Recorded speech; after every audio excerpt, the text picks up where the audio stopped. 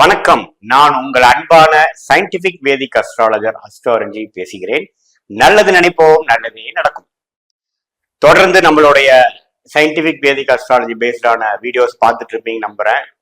எந்தவித மூட நம்பிக்கைகளையும் போகாமல், பரிகாரங்கள் அது மாதிரி விஷயத்துக்கெல்லாம் போகாமல், உள்ளது உள்ளவாறு மிகைப்படுத்தாமல், அந்த ஒளி தத்துவம் எப்படி நம்மளுடைய வாழ்க்கையில் சம்பவங்களாக, கர்மா எப்படி நம்ம வாழ்க்கையில் சம்பவங்களாக பிரதிபலிக்கிறது என்பதை துல்லியமாக நம்மளுடைய வீடியோஸ்ல பார்த்துட்டு இருக்கோம்.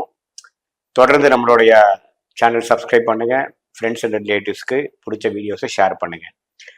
இந்த வீடியோல நம்ம என்ன பார்க்க போறோம்னு பாத்தீங்கன்னா, மே மாதம் 2024 மேஷ ராசிக்காரர்களுக்கு எப்படி ஒரு பலன் இருக்கு அப்படிங்கிறத நாம துல்லியமாக அறிவியல் சார்ந்த கதையாக ஒளி தத்துவ முறையில நாம பார்க்க போறோம். இப்ப பாத்தீங்கன்னா, ஆண்டு கிரகம் என்று சொல்லப்படுகிற ராகு கேது பாத்தீங்கன்னா மேஷத்துக்கு 12ஆம் இடத்துல ராகுவும் 6ஆம் இடத்துல கேதுவும் இருக்கிறார். சனிங்கிற ஒரு கிரகம் 11ஆம் இடத்துல நீடித்து இருக்கிறார், கும்பத்துல இருக்கிறார். சோ இது எந்த விதத்திலையும் இந்த 3 கிரகம் மாறுதல் இல்லை. அப்படியேதான் 12, 6, 11ஆம் இடத்துல நீடித்து இருக்க போகிறார்கள் மே மாதத்தில். குரு பகவான் பாத்தீங்கன்னா மே 1ஆம் தேதி மேஷ ராசியிலேயே இருந்த குரு 2ஆம் இடம் என்று சொல்லப்படுகிற ரிஷப ராசிக்கு மாறுகிறார். அது மாதத்தின் முதல் நாளே நடக்குகிறது. சோ அத்தகைய ஒரு பயிற்சி ஒரு அருமையான ஒரு பயிற்சியாக மேஷராசிக்கு நாம பார்க்கலாம். மற்ற கிரகங்களை எப்படி இருக்குன்னு பார்க்கும் பொழுது, செவ்வாயும் ராகுவோட சேர்ந்து 12ஆம் இடத்துல இருக்குது. நம்ம ராசி அதிபதியாதி மேஷராசிக்கு செவ்வாய் தான் அதிபதி. அவர் பாத்தீங்கன்னா 12ஆம் இடத்துல ராகுவோட சேர்ந்து இருக்கார்.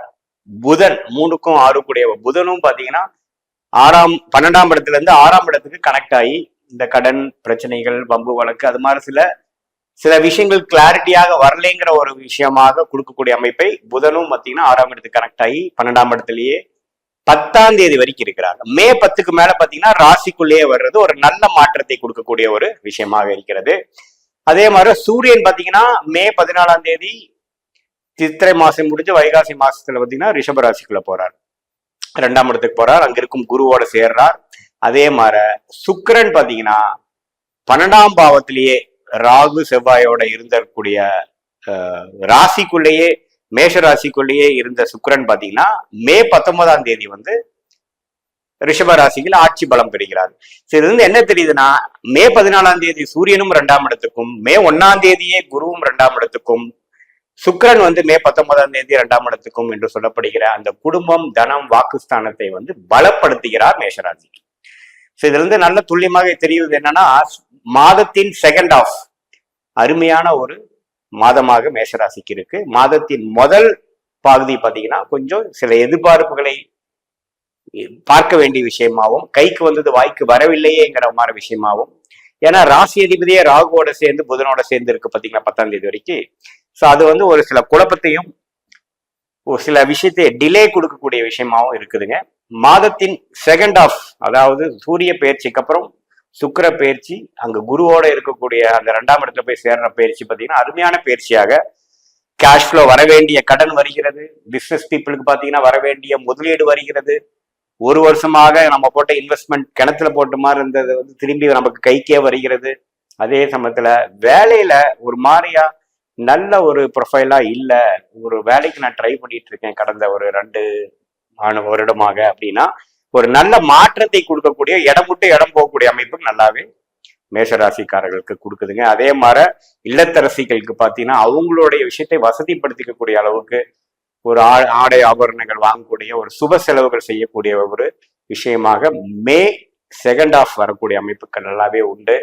அதே சமயத்துல மாணவ செல்வங்கள் பாத்தீங்கன்னா ஓரளவுக்கு நல்லாவே கான்சென்ட்ரேட் பண்ணி, எப்போ மே 10ஆம் தேதி புதன் ராசிக்குள்ளேயே வருகிறாரோ அப்ப இருந்தே பாத்தீங்கன்னா அந்த நீச்ச தன்மையிலிருந்து விலகி, ராகுல இருக்கக்கூடிய புதன் விலகி கொஞ்சம் கான்பிடன்ஸும், அவங்களோட எழுதக்கூடிய எக்ஸாம்ஸ் கொஞ்சம் கான்பிடண்டா எழுதக்கூடிய அமைப்பு இருக்கிறது. ஸோ மே 15ஆம் தேதி வரைக்கும் கொஞ்சம் ஃபோக்கஸ் பண்ணணும் ஸ்டூடெண்ட்ஸு. மற்ற எல்லா வயதினரும் பாத்தீங்கன்னா மே 15 வரைக்கும் ஓரளவுக்கு கேர்ஃபுல்லாகவும் கவனமாகவும் நீங்க எடுக்கக்கூடிய முடிவுகள்ல நம்ம சிரத்தை தன்மையோடு இருக்கக்கூடிய அமைப்பு தேவைப்படுகிறது. அதுக்கப்புறம் தான் மொல்லமாக நீங்க எதிர்பார்க்கக்கூடிய ஒரு கேஷ் ஃப்ளோவா இருக்கட்டும், நல்ல ஒரு ஃபோக்கஸ் கான்சென்ட்ரேஷனா இருக்கட்டும், நல்ல ரிசல்ட்டா இருக்கட்டும், சுப செலவுகளா இருக்கட்டும், வரவேண்டிய பணம் வந்து சேர்றதா இருக்கட்டும், உடல்நல கோளாறு உள்ள பெரியவங்களுக்கு வந்து ஒரு நல்ல உடல் மாற்றம், நம்ம எடுத்துட்டு இருக்கிற மெடிசன் கொஞ்சம் வேலை செய்யுது, கரெக்டான டாக்டர்ஸ் பார்த்தோம், கரெக்டான ட்ரீட்மெண்ட் எடுத்து நம்ம உடல் ஒரு அளவுக்கு ரெடி ஆகுதுங்கிற அமைப்பு வந்து அதுக்கப்புறம் தான் சூரிய புதன் சுக்கிர பயிற்சினாலதான் நடக்குது. ஸோ அது மே 10, மே 14, மே 19ங்கிற வகையில ஒரு நல்ல பலனை கொடுக்கக்கூடிய ஒரு அருமையான மாதமாக மேஷராசிக்காரர்களுக்கு இருக்கு. மேஷராசியின் அதிபதியாகிய செவ்வாய் ராகுவோட சேர்ந்து 12ஆம் வீட்டுல இருக்கிறார், 6ஆம் வீட்டை பார்க்கிறார். கொஞ்சம் இந்த விஷயத்தை நீங்க கட்டாயம் ஞாபகம் வச்சுக்கணும். பேசுறப்ப கொஞ்சம் கவனமாக பேசணும். வம்பு வழக்கு கோர்ட்டு கேஸ்ல இருக்கிறவங்களாம் கொஞ்சம் கேர்ஃபுல்லா காய்களை நவுத்தணும், இல்லைன்னா உங்களுக்கு எதிராக போவதற்கு வாய்ப்பு உண்டு. ஏன்னா உங்க ராசி அதிபதியா ராகுவோடு இருக்கும் பொழுது பார்த்தீங்கன்னா சில கிளாரிட்டி இல்லாமல் சில ஒரு இன்ஸ்டிங்டிவா ஏதோ ஒரு விஷயத்தை நீங்க செய்து அது பிற்காலத்தில் அதுக்காக ஃபீல் பண்ணக்கூடிய அமைப்பாக அமையக்கூடிய வாய்ப்புகள் உண்டு. இந்த மாதம் முழுதுமே செவ்வாய் பார்த்தீங்கன்னா ராகுவோட சேர்ந்து 12ஆம் பாவத்தில் இருக்கிறதுனால மே மாதம் முழுதும் அந்த ஒரு கவனம் தேவை.